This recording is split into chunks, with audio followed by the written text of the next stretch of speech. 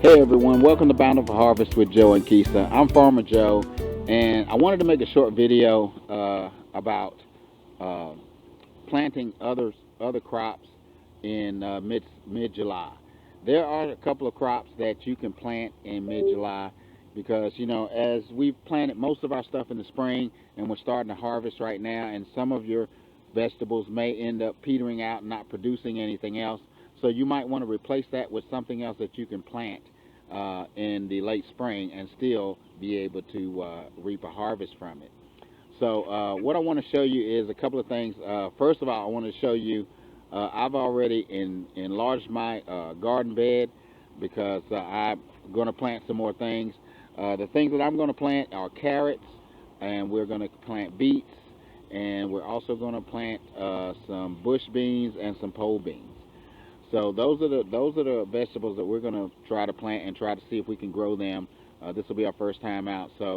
But the main reason we want to do these kinds of things, folks, is that you want to be able to have a continuous harvest.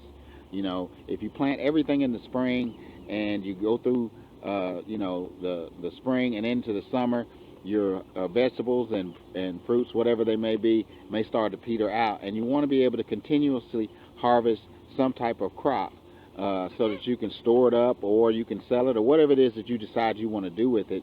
But make sure that you have an abundance. That's one of the things we believe in here at Bountiful Harvest. So let me show you what I'm talking about. I've already prepared my bed, so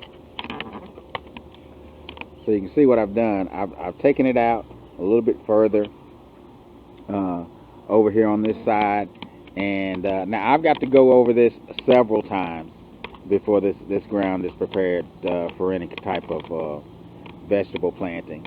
But I just wanted to give you a quick view of what I have done and what we're going to be doing when we're expanding this garden.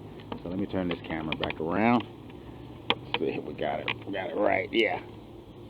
So that's the tip that I wanted to share with you. Of course, as always, we're going to be sharing our gardening journey and showing our successes and our failures.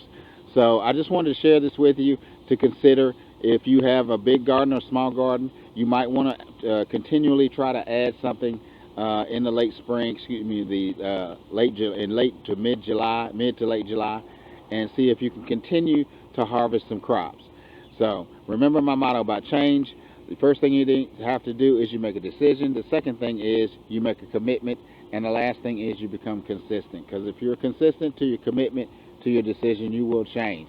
So we're going to see the changes that happen here in the garden as we expand everything. We'll see you in the next video.